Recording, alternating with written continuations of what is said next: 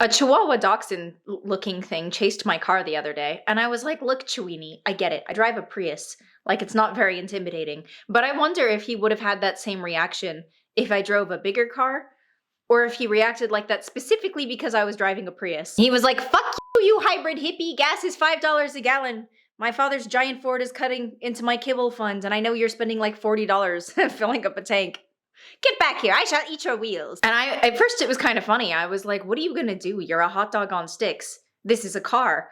And then as I turned the corner, I kind of found myself disturbed and like contemplating this dog's motives. I was like, nature doesn't really make mistakes, so why did she do this? Like, God, why did you put a pea-sized brain and a Conor McGregor-sized nutsack in the same packaging? It makes no sense.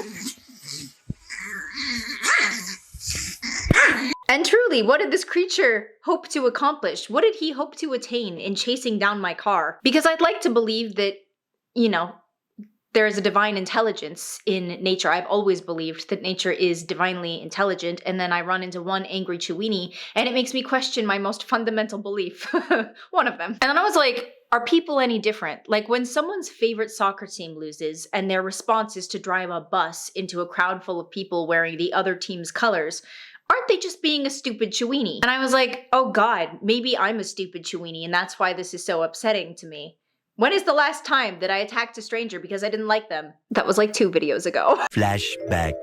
Somebody once told me I did once chase a group of young men up the street with a baseball bat because they toilet papered my parents' house. I wasn't mad. Like, I wasn't actually gonna do anything, okay? I hoped that if I scared them, they might clean up after themselves. My plan was to scare them into cleaning up after themselves because I didn't want to do it. But I digress slightly. I don't mean being a Chiweenie in the sense of angrily chasing things. I mean being a Chiweenie in the sense of acting on an emotion that has the potential to be nothing other than damaging. No good can come of it. And I was like, oh yeah, that's like exactly like the untamed ego. It drives us to act like a Chiweenie, to act unconsciously. Someone cuts us off and we flip them off. 2 people entrenched in bipartisan politics are going at it like a couple of rabid Chiweenies. Our sibling says something intended to get under our skin and we let it.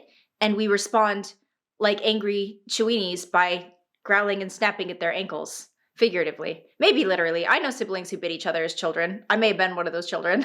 And I was like, yeah, sometimes I'm totally a Chiweenie, but the biggest difference between me and a Chiweenie is that I have a choice to not be a Chiweenie. What's unique about human beings is that we have self-cognition. We don't have to identify with our thoughts and emotions. We can differentiate ourselves from the ego. We can choose to be the watcher behind the thinker.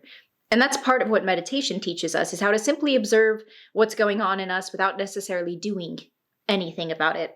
Meditation helps us start to create wedges of time between a thought and the emotion that thought creates and the action we take because of that emotion. Because when something is deeply unconscious, like an inbred Chiweenie, there is no buffer between the stimulus, the emotion, and the action. It's going to feel something, and that feeling might be completely irrational, and it's going to act on it immediately.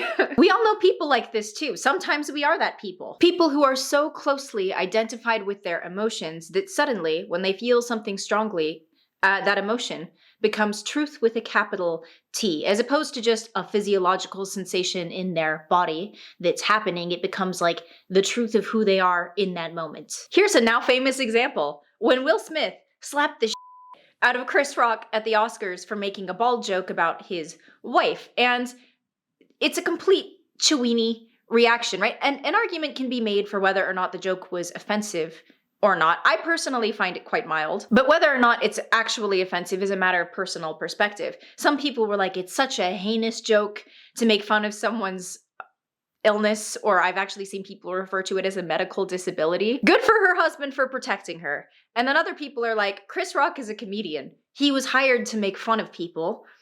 And balding is not a medical disability. It's never not going to be funny to me.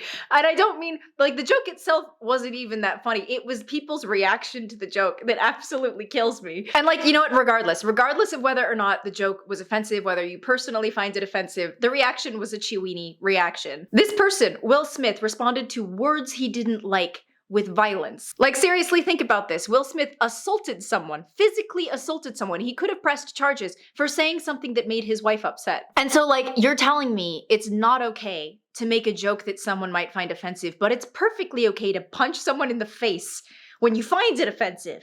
Logic. So let me break this down the way I see it. Chris Rock made a joke about Smith's balding, and turns out that was not a voluntary haircut. It's actually something called alopecia, and so she's losing her hair, something that I imagine is quite uncomfortable for a woman. Mine is voluntary, for the record. So initially, Will Smith laughs at the joke, and Jada Smith is glaring daggers. Then, either the joke fully registers with Will, or, and what I find more likely, is that he realized the reaction his wife was having to this. So he storms the stage, assaults Chris Rock, and as he turns around, he's like kind of smirking. He looks very satisfied with himself, but then by the time he's in his seat, he is literally like shaking and on the verge of tears, screaming, "Get my wife's name out your mouth." I don't know Will Smith, okay? But like most people on the internet, I still have some speculations.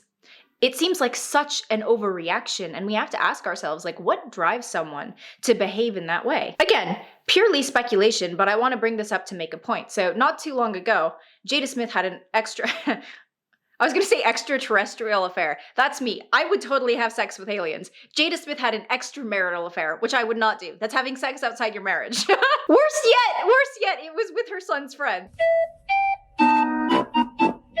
And there's this interview between Jada and Will where they are talking about it, what happened. And poor Will Smith says things like this. I wasn't sure I was ever going to speak to you again. I know. Yeah, like the fact that I'm speaking to you again is a miracle. I would agree. No, but And I feel like that husband, like I'm with you at the press conference. I'm that husband. Now I got to be with you at the press conference while you like tell the world about your transgressions.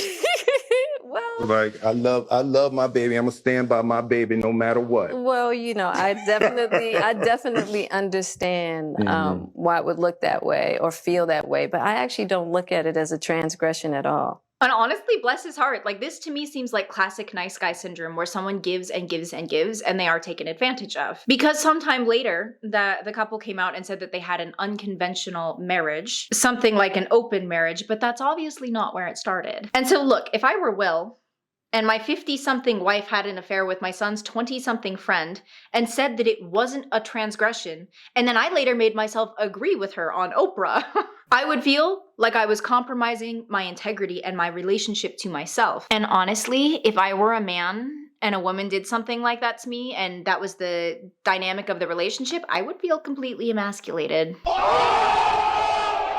Which, to that point, he also writes things like this in his memoir. It's a far cry from the start of their relationship. In his new memoir titled Will, out Tuesday, he writes, quote, "We drank every day and had sex multiple times every day for 4 straight months. There were only 2 possibilities. I was going to satisfy this woman sexually, or I was going to die trying." That was the line. That's literally a line. And like, you know what the undertone of that is? If you read between the lines, what that says is, I was going to prove to this person that I was enough. And so look, this is purely speculation, I realize, but it would seem to me that that connection has created a lot of suffering for poor Will, probably both of them, to be honest. I think that there's a lot of pain there, and I think we saw it come to a boiling point at the Oscars.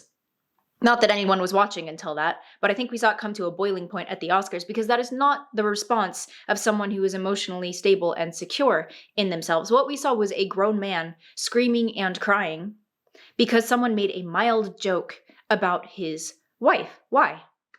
Because it had nothing to do with the joke and everything to do with the anguish that characterizes his relationship to his wife. What we were seeing was not a man protecting his wife from words. What we were seeing was displaced anger and shame, a festering anger and shame, displaced onto someone who said the wrong words at the wrong time. Because look, when people have Chiweenie reactions, there's always a reason for it. The difference between us and Chiweenies is that we have the God-given ability to reflect on why we do what we do. We don't have to identify with our thoughts and emotions. We can actually have a degree of separation between who we truly are and what we're feeling and what we're thinking and what's going on in us. And I think this is I honestly think this is critical for mental health, is being able to detach a little bit from our emotions, just enough that we can turn them over in our hands and be like, why do I really feel like this?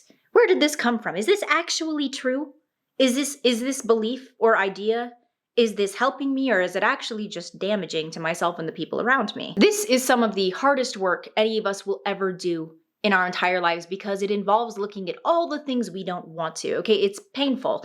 And a big part of the reason that we aren't aware of it is because we don't want to be aware of it. It hangs out in our subconscious or our unconscious, dictating things in our lives without us even realizing it. That's why the great psychologist Carl Jung told us that until we make the unconscious conscious, it will direct our lives and we will call it fate. Because for as long as we are not conscious of the fears and the insecurities and the limiting beliefs and the damaging ideas that are floating around somewhere in our heads, only like something we're half aware of, then we are slaves to all of those things. So if you know anything about dogs, especially little dogs, when they exhibit aggression, it is often a fear response. That's why you see it so much in little dogs, is because they don't feel safe in the world. They're tiny. The thing about a Chiweenie, of course, is that the Chiweenie is never going to realize that the aggression is coming from a place of fear. It's never going to heal that.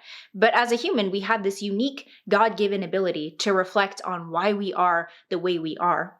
And we go through this process of like unspooling ourselves, like we're this messy ball of yarn and we have to unspool it all. And then we have this yarn and we can do whatever the we want with it, turn it into whatever we want. And I think that's what it means to be made in God's image. Because, you know, the Chiweenie is only ever going to be a Chiweenie, but you and I, people, have a choice every day to craft ourselves into what it is that we want to be. I would love to have idea sex with you about this in the comments. Thank you so much for tumbling down the rabbit hole with me today. Hail to the power and the sight. Until next time, I hope you stay very, very blessed, my friends.